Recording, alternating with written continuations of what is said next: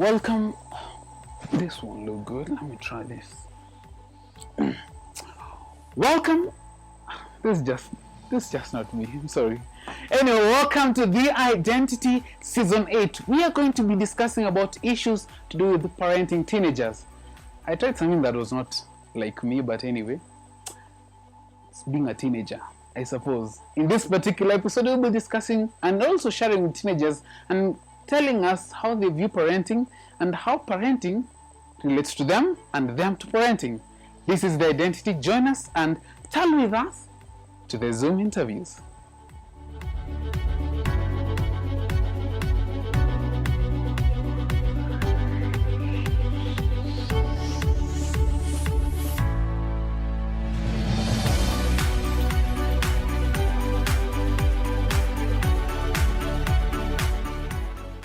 Edgar and Ian, let me start off with you.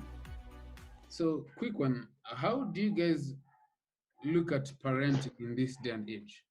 How are you responding to it? You can start off. Ian, you can start off.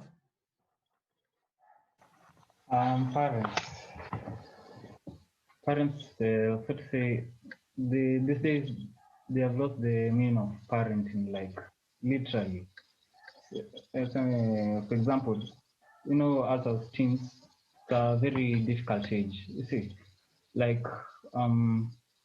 so to say, it's the wisest age ever. If you're a teenager, we think, in quotes, we know everything. They think they are clever. They think they are new. But as a parent, you're not just supposed to just come with the teen, even shouting at him every time, giving lectures. For teen, if you just give him lectures, he'll stop listening. From the ages of 0 to 12, if he's a kid and he has made a mistake, supposed to beat him up, correct him, no negotiations, you see. But when it comes for a teenager, you're supposed to correct him with love. Otherwise, he'll go astray and all, you see. Not these parents these days, they just conclude everything. They just even don't want to listen to the teen. Something, shout, lecture, shouts. Just doesn't end up, just builds, the teens builds the resistance, you see. How do I put it? If you continue on and on, shouting at him, giving him lectures, the teen just goes silent, defiant behavior and all, and in the end you'll come and regret it. Edgar, what's your take about it? My take on parenting in this time and age. I, for one, I think our parents, in regards to correcting us and kutuchapa, so to say, they come from a point of in as much as there are negotiation and whatever, they come from a point of is what I'm trying to say. And so wakikwambia, for example, yani usitoke nje, in as much as watakwambia mbona utoke nje, they wako na reason ya, And so we as teenagers then should come should try to understand where our parents are coming from, and I mean they're looking out for us, and when we try to resist them trying to show us the way, hapo sasa ndo tunatokea the thing what wanasemanga, we try to do better. Okay. So Faith, what's your take? I would go for, I would actually back Kaisa and Edgar in what they have said. I'd start with Kaisa. He says, the parenting that is done today is kind of, should rather be with us teenagers, should be kind of different from the way it should be held with kids when they are growing up. And in as much as they should give us punishments of the way they address issues that we have, inakuwa ngumu ama inakuwa tofauti sana, mwingine hata kuchapa mpaka uone mbingu zikishuka that same day, na mwingine hata aseme eti huyu hata hataki kuongeleshwa ama huyu anahitaji kuongeleshwa, and it's kind of different. And this whole, if we get the mindset that Edgar says, that we have to understand or come to understand what our parents are actually doing, and they're doing it in love, or we come to understand how it is that, or how, or why is it that they are doing this to us, or why is it that they're addressing this issue in this way and not this other way that I would have preferred as a person. So yeah, I think both arguments would come into place for this case, for my own understanding. Okay, now also with you, Faith, let me ask, do you think as teenagers, or rather, do you think parents listen to teenagers, to you guys? If so, why not? No, most of the time they fail to listen to us. I think it's because of the generation we're in, or maybe it's how we've been brought up. In their days, or when they were growing up, parents or themselves could never reason with their parents. They could never talk with them, because once a parent says, eti wewe ni kuenda kwa shamba na unalima kutoka asubuhi mpaka saa sita, it's that way. You cannot do anything about it. Lazima utaamka uende kwa shamba ulime, ukitoka ukisikia njaa ufanye nini, uumwe na mgongo that same day, you will still be in the shamba till 12. And that is, it was set for that. But sasa they think for us that if they grew up knowing that whatever they said is the bottom line and that is what sticks, na sisi, we would like things to be reasoned out together. Let's say, why are you saying this? And this is my argument, and this is why I'm saying this. So most parents right now don't listen to their teenage kids. Okay, Edgar and Ian, what do you guys think? When you sema mambo ya kitu fine, ndio ukijaribu ku more or less argue way out of it, they take it for it that and so before just saying anything, any rebellion, you're that kind of mindset. I mean, in a pop I mean, this starting rebellious in and then on what they said, there's that difference between the city leo and I mean yao ungeamka sema 6 o'clock dona ungeenda shamba nini up to kitu saa sita and sasa urudi kule but then sisi tunaamka 8-7 utapata chakula ishatengenezwa nini, and so wakikwambia uoshe vyombo, that's the least you can do to help out, you know. And so wewe utaona kama ni kazi nyingi, but then the parents will compare that kuosha vyombo to the 3-hour farming angefaa kufanya, and then atakuta lazy just to go to the factory kama, you know. And so that's for me, yeah. Okay, Ian, what do you think? What I can say is that parents, they scornful and they overreact to maybe even pretty little things.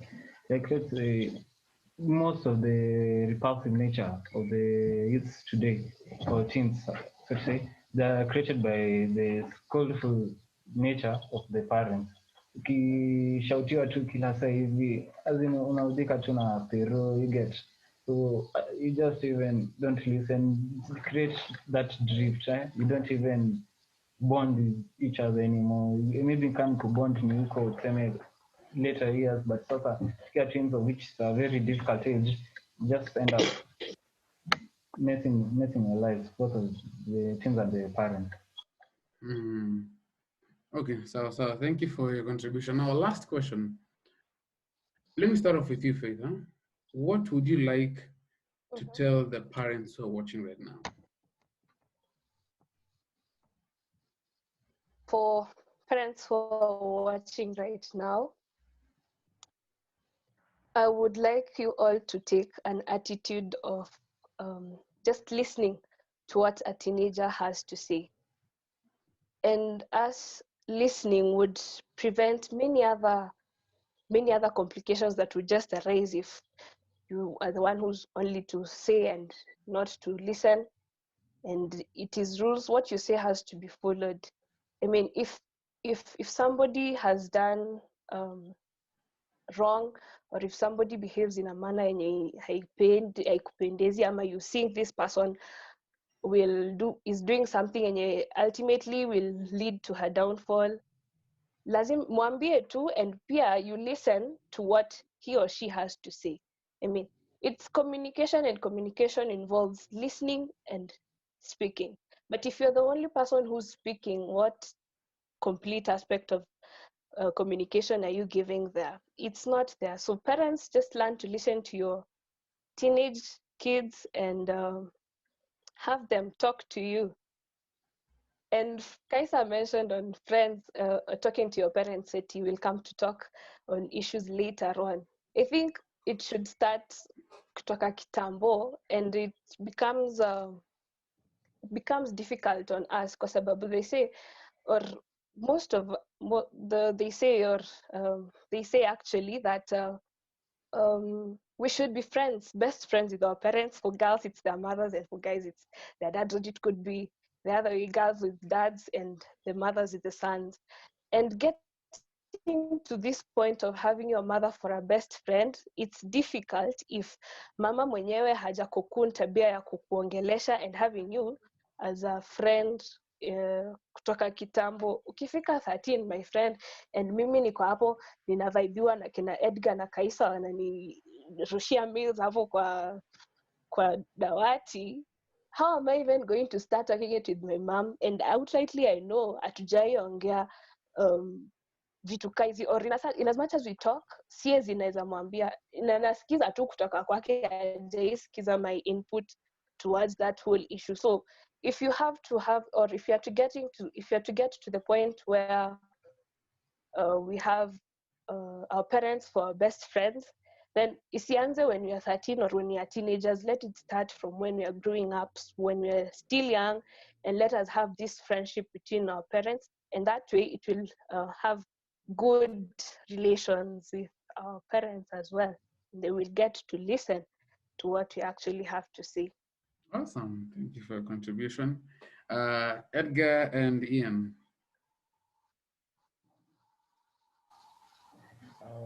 What our parents want to hear. In some ways, to add on to Faith, we need to develop any WhatsApp communication. That's one aspect in regards to how our relationship and as parent and child. Actually, ukifikiria kuongelesha mom unakumbuka vyombo hujawasha. Huwezi mkaribu just because unamgopa, atakwambia, atakuchapa, hujawasha vyombo. And so when we culture our relationship, when we grow relationships with our parents, and from the get-go, the little things from Wambia and me, we won't be afraid to open up later. Yeah. Ian? Parents, what we like to tell is that at our age, it's a very difficult age. We don't think that you are kind of stupid or ignorant in a way. You just have to affirm our existence, because we are not children any longer. We should not be treated like children. You see, you just tell us something, tell us kind of in a kind way, sympathetic, not like pampering, but still you get. Trust is the foundation of a good relationship. Yeah, not let's say father-son, daughter-mother, parent-teen relationship. You get. So if you just trust us, we trust you. We can even open up, tell you things that we never tell anything, because these days a teen can tell even a teacher or their best friends anything that you can't even tell our parents. There's just that no trust. It's like when you tell your parent anything, she's let's say mostly mothers. When you tell them anything, they're just there waiting they're just waiting for that thing, and then they shower you with those shots. Oh, did I tell you? I don't know. I don't. You get. That's the situation these days, and if we try to change, it's trying to be good for our futures. So thank you so much. Now, quick one. What would you tell fellow teenagers in regards to responding to parental authority? Let me start off with you, Edgar. Yeah. on to what I said earlier, we should try to understand where parents are coming from. And when akikwambia usitoke nje, hakuna reasons like in as much as atakwambia mbona usitoke nje, just try to trust him. Just trust him and just accept his authority. You know, unaishi kwenye his authority yake is constant over you, you know. Yeah. Okay. Ian? Teenagers, yes, I'm basically a teenager, I'm 16, and there's just a lot going on. We know ourselves, there are many challenges we are facing through, but mostly I'd like to say you should avoid things. Sometimes parents, they are right. They love us, and for our own safety, we have to listen to them, even if it's dire consequence. You get attention is selective. We choose what to listen to and choose what not to listen to. But sometimes you have to make the right decision. You get, yeah. Okay. Faith? I would bring in an aspect called delayed gratification that I borrowed from a book I read. The things that we teenagers do, tunataka malipo instant. For instance, if it is I having a phone and having friends and many followers on Instagram and YouTube, it is something that happens, like you can get the response or the feedback immediately. And with what the parents are telling us, unaona hizi responses zao zinakuja apply anywhere, like not in the near future, or like not immediate venye sisi tunapenda kufikiria. So I would tell us all to, when we are listening to what our parents say, let us understand them and let us get to actually see where they're coming from. And in that way, we would see that whatever they're telling us is not for immediate as such, but that gratification or the joy of us doing what they say would come in later on in life, when you become a parent and see your kids growing up, or when you have become successful and when you have become a responsible adult in life. So it is never immediate, those responses that of the things that our parents are asking us to do. So let us borrow in that idea, the ideology of having delayed gratification.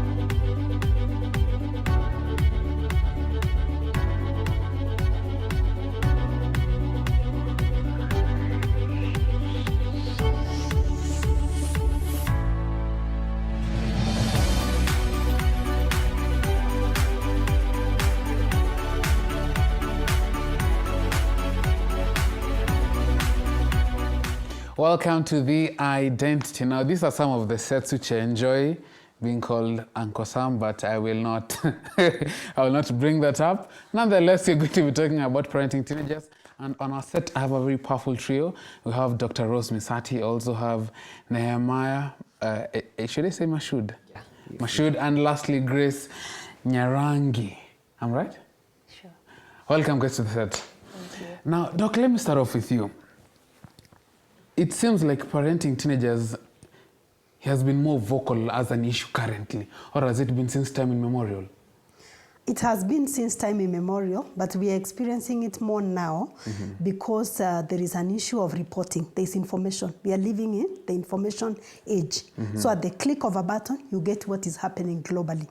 Then another thing is that we are living at a time that teenagers are exposed to a lot of external influences. I think like has never been. So we have the power of social media, we have the peers, and then currently we have the COVID-19 pandemic, where children who would ordinarily be in school and have a very short time at home, they are now having 6, 7, 8 months of literally having like nothing to do. And then also there's the aspect of previously, you know, if children are growing up in the rural areas, there was work to do. There's farm work to do, there's housework to do, and herding of cattle and everything. Now we are living in towns and in cities, and even those living in the rural areas, the land is small. So there's really not so much work to do. And you know, an idle mind is the devil's workshop. You know, Yes. thank you for bringing up the whole issue of the corona pandemic. And Grace, do you think our relationship with our parents being, you know, in this space has become better or worse? I'd say it has become better. Because before, we didn't interact for long. See, holidays will be 2 weeks, 3 weeks. And even when we're at home, for them, they're constantly working, you know. Leave for parents is just a few days. But now we've been forced to stay together for so long. And it's, okay, quote unquote, it's time to face, you know, your demons. It's time for me to face my, you know, we face each other and we just have to live together. At first there was that awkward stage because we didn't have time together, so we didn't, I'd say we didn't know each other that well, but it has been a good thing, you know, owing to the 100 days of prayer. That was a very positive thing. And now we've spent so much time together, and now we're relating better. Okay. Yeah. Nema, you want to agree with that? Okay, to some extent, I will agree, but you know, for teenagers, we crave for the freedom. So with the parents around, you're like, Parents they around should zero be- freedom. Yeah. So to some extent, it's good. We have been together, we've talked, we have sorted out a few issues here and there, but with time, you start feeling the urge to, like, they should give you some space. They should, like, go to work and let you be you as you always are when they're not around. Interesting that he also brought in an aspect of freedom, and I'd like to come to you, Dr. Rose. In a nutshell, there's a picture presented that with parents around, there's always, there has to be work. Should it be the case, or should it just, because if you think about it, parents would not want to see Nem or Gracie seated like this watching TV. You know, my children were saying the other day that the worst thing you can tell your mother is that you're bored. Because like they would tell me they're bored, and then I look out and say, and there's a lot of garbage in the compound, and the fence is not trimmed, and the house is dirty, and then you're telling me you're bored. So they stopped. They told each other, you never tell your mother you're bored. So they're always telling me, you know, there's something I'm doing. Whether they are doing it or not, I don't know. But then, you know, as a parent, we feel like we're instilling life skills. When you see a child seated, in your mind, it comes juvenile delinquency, homelessness, and poverty, and you don't want that for your child. So you want them to be busy doing something that is going to teach them life skills that are going to help them to coexist in society. But should it be the case? I mean, can't parents and teenagers just sit and relax? Yes, there is a place for that. I feel it's very important for teenagers and parents to sit, relax, and emotionally connect. Life is not always about doing, but it's actually more about being. So I think it's important to just sit down and relax and just chat about nothing. Or even for those who watch a program, you go for a walk, you just run around and you play. There's a place for that. Unfortunately, if that was not fostered from an early age, it becomes very difficult when people are grown for them to emotionally connect. So these are things that should have been done earlier. Okay, reconnection can happen if there was connection and it was lost, or maybe if it wasn't there, there's always a place to rebuild. However, the point is that people must be aware. There must be, there's a problem, let's sort it out. But if we are in denial, it becomes very difficult to fix that which we cannot acknowledge. Yeah. So to answer your question, there shouldn't always be friction and doing. There should be just being. Well, I wish parents will take that. That's how values are passed. That's true. Yeah, that's how values are passed. Because if you think about it, parents will I don't know, they will be rolling, crying if they just saw you watching TV. And think about it. Would you watch the same programs with your parent? Not 100%. There are some I wouldn't watch with my parents. Probably news and something Yeah. that. And the 7 p.m. stuff, yeah. Past that, not really. They won't get it. They won't get it. Okay. No, still on you. There's this huge stereotype that has been in existence for quite a while. The notion that teenage girls never get along with their parents, especially their moms. Would you agree to that stereotype? Well, when I was in high school, I'd say it was a difficult time for me and my mom. It was a hurdle. Yeah, because, you know, she had this preconceived notions about, especially the phone. 24/7. She's like, Grace, you're always on your phone. And she wasn't even around. So let's say I was working, then she comes in and I'm on my phone. That is what she will pick. And we didn't really talk much. So yeah, there's friction. There's a lot of friction. But I think, as Dr. Rose has said, if communication was fostered from an early age, when there's that, let's say maybe she's going through something and she's putting it on me, and it's human nature, if we had that communication, after the storm has passed, I will be in a position to go to her and be like, you know what, Mom, what you thought I was doing, I wasn't doing it. See, there've been stories about, you see your parents seeing you outside with some boy, and it becomes a whole issue. And if you communicate, you're able to maybe explain your position. You'd say, maybe I was asking for some help or something. You know, no man is an island, and That's boys, if I am a girl, boys are not monsters or something. But you see, if that communication is not inexistent, the parent will think whatever they will think, and I will be, you know, there will be resistance from my side. I won't want to explain my position. So there'll be... There's always be that friction. Yeah, there'll be that friction. Doctor? Yeah. Yes, I want to just add what she's saying. What she's saying is very correct. So relationship is to be fostered from a very early age, preferably from 0 to 7 years. Then you will be connected so that you can share. What she has brought about, the mom, and I also have a teenage girl, something that I have done, most of the time it's out of fear. Because you're looking at her, you're thinking, if my daughter got pregnant, if she dropped out of school, what is going to happen? And I'm even going to be blamed. And me, I already think I'm going to take care of a grandchild. Kwanza, the way I love my sleep now. So I'm thinking I'm going to be woken up by a child because she has to go to school. I can't handle. So for me and my daughter, we used to talk a lot. She would tell me her latest crush. I even go to see that crush. I even admire and say, yeah, that is tall, dark, and handsome. And we talk about that boy. And some of them, I'm like, oh, no, you're too good for him and what have you. But then along the way, her grades began dropping. So I felt like she was probably getting so distracted. So now I became tough mom. So anytime she would go out walking, I'd be imagining, which boy has she slept with? And then I'm asking, which boy were you with? She says, boy. There was no boy. I said, but where did you go? So I became a bit tough. And then I just told her, you know what? I think there's too much freedom, and I think probably you're not being serious. Because now I could see she's intellectually gifted. But then you can see somebody is no longer paying a lot of attention. And I told her, things have to change. The way we have been relating now, things have to change because I'm your mother. Well, she made some progress. So I also want to say, if there's a teen watching us, and even probably for Grace, you know, when your parents have given you that trust and that freedom, also you have a part to play. Because remember, your parents were also children. They were also teenagers one day. And some of us went through situations that we would not want our children to go through. So when I tell you, when you go to visit a boy, it may be okay. You've just gone to visit, make chapatis or popcorn and eat. But in the mind of the boy, not all, probably they're thinking you have gone for sex. So if anything happens, just know that biologically the way it is, the girl is the one who is going to bear the heaviest brunt, and the evidence will be on the girl. Yeah, although sometimes I know because of fear, we may be a little bit too severe. That happens, but your parents are also human beings. But have you been in a place where you have candid conversation with your parents?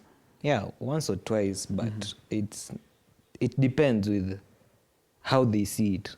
So there are times you'll be seen with someone and they'll be like, watch out, you'll go wrong. Then there are those who they consider as friends. So you're seen together, there's no big fuss about it. But then about the whole pregnancy and stuff, so you'll be like, please don't go there. I'm not ready to make such a conversation with you. So at times, yeah, boys, we are free. We talk. We talk to our parents about it because, okay, in as much as we are part of the pregnancy issue, so you will be like, okay, I didn't do it, so who did it? So you're talking about other people, but not personally about you. Yeah, that's the only issue at hand. You know, he has brought in an aspect of peers, and I want to come to, probably ask even as I come to Doc. There's this image that parents have of teenagers. So let me put myself in the box of a teenager. You know, there are friends whom my parents approve, and there are friends whom my parents don't approve.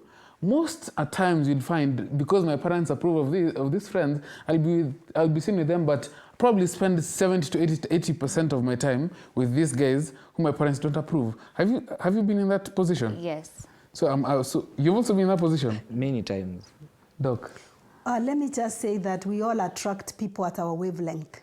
Okay. I have been very careful as a parent, and I've told many parents that there are no wrong peers who are influencing your child, because we all want to say our children have been influenced by the wrong peers. Whose child is that peer?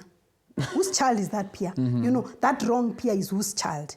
So the point is that whatever you are and wherever you are, those are the people you attract, and those are the people you want to be with. But as parents, we are thinking of our children as those angels that we delivered and breastfed and bathed and fed. So surely my angel cannot be the bad one. It must be that one of the neighbor. But I'm always quick to remind parents that whoever is working with your child, that's how your child is. And I think you brought that out, that you're going to be with the one your parents approve, but then you will spend time with the one that you actually value as a friend. Probably the actual account would be, on church days, I'll be seen with this one that my parents approve. But during the week, I'll be with these other guys. So the most important thing is to work from inside, to instill values and have the child believe in that which they believe in, the values, so that they will attract people who are at the same wavelength. So for me, if I see my child with someone, I don't condemn.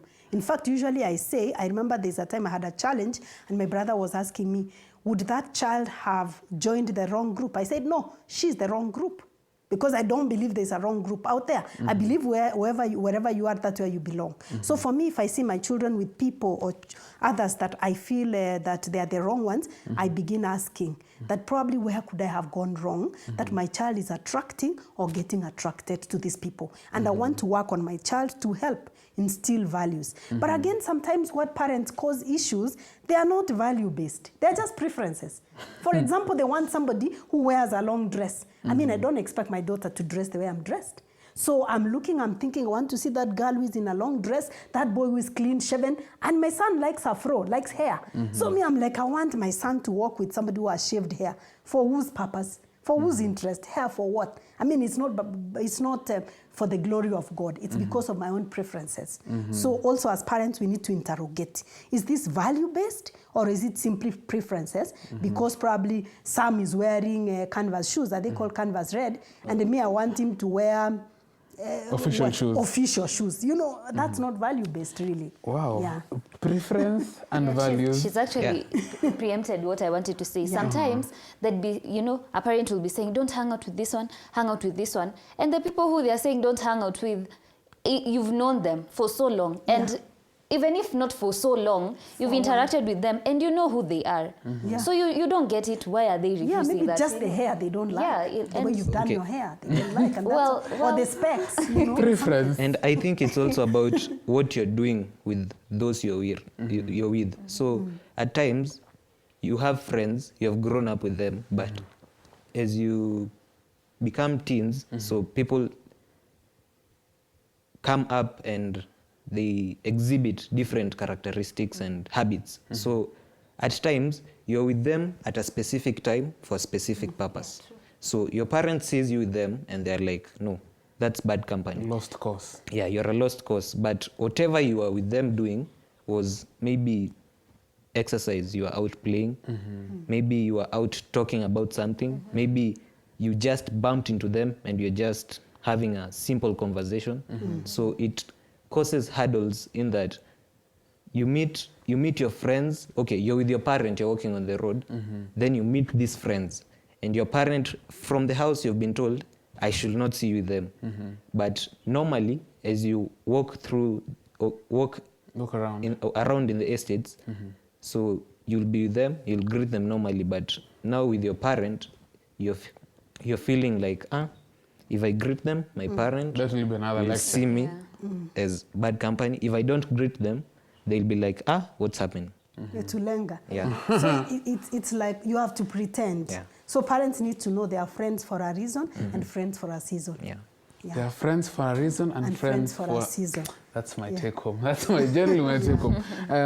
On your viewpoint personally, who do you think, parent and teenager, who do you think they don't listen?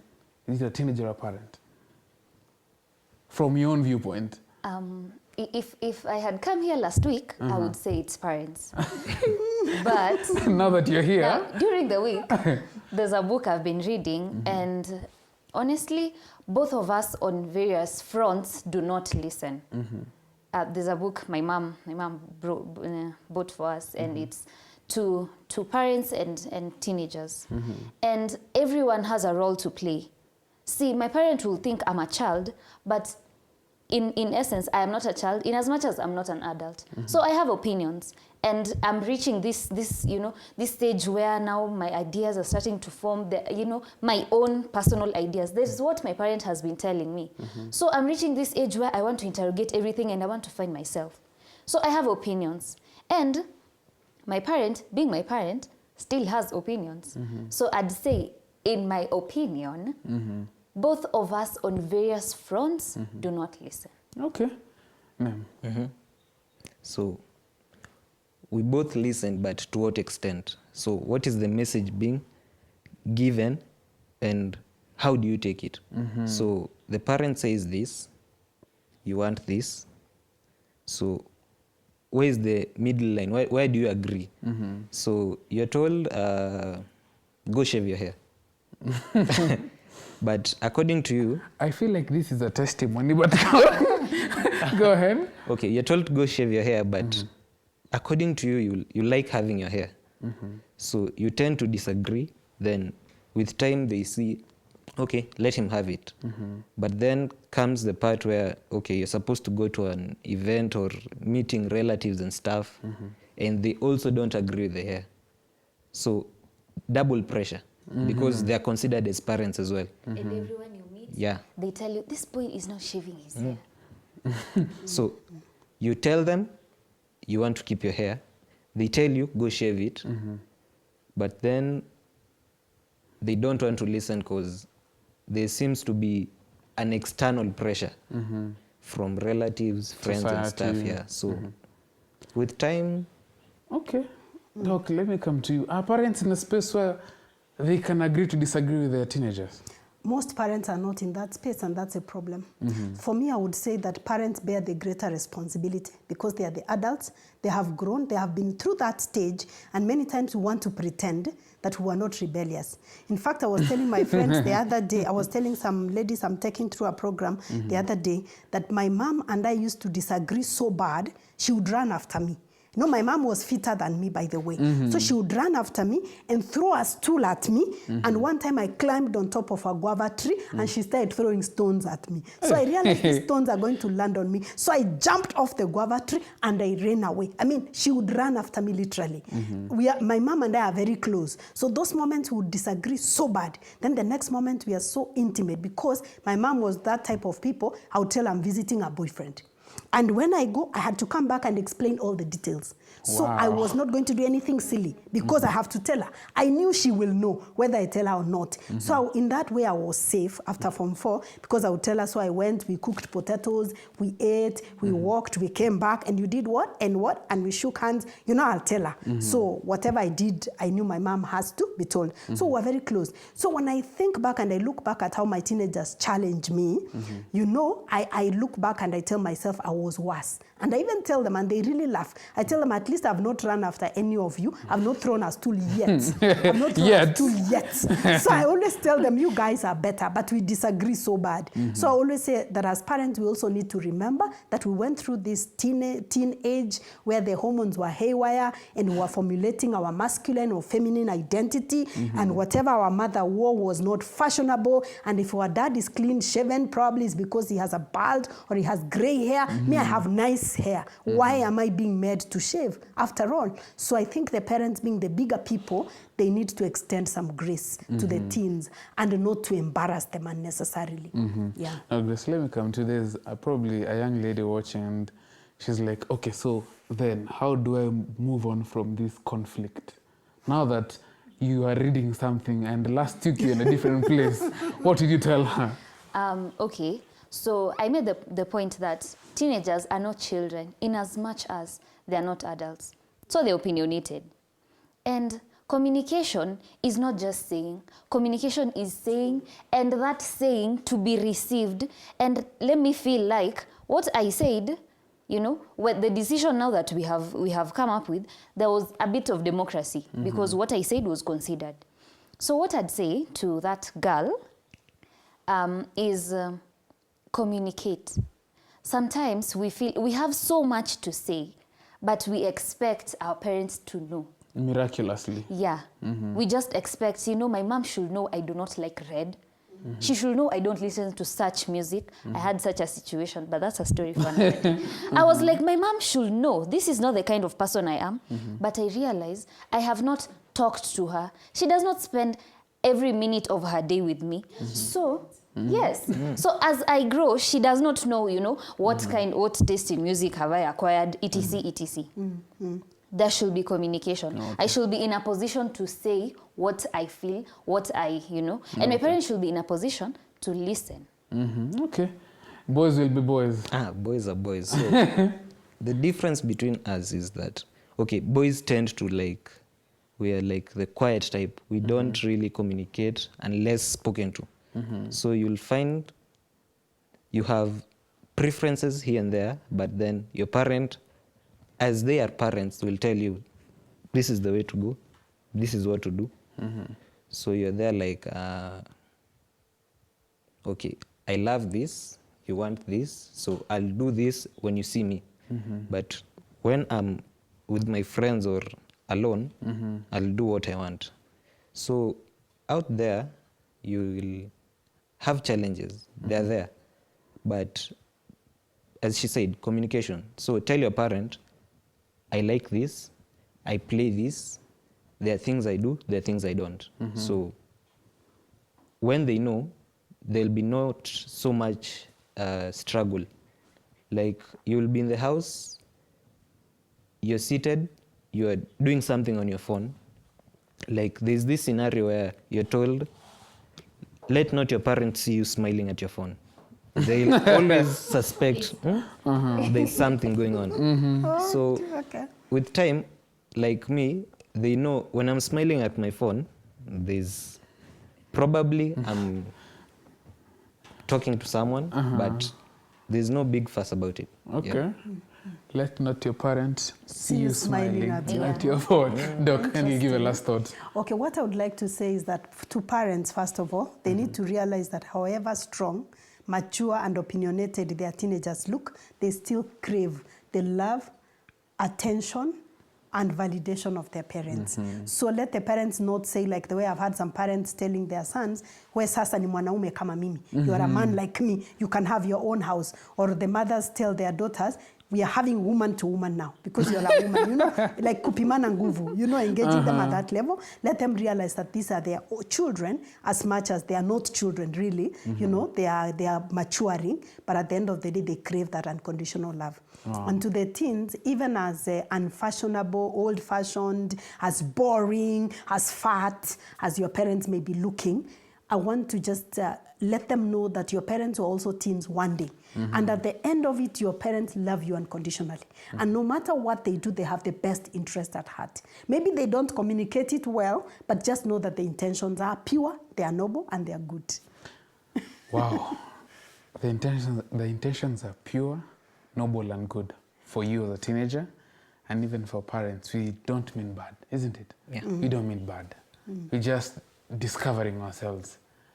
This is that point where I have something so amazing to say, but I don't. If you have missed this show, kindly go on YouTube. I'll probably hope for a replay. Thank you for watching.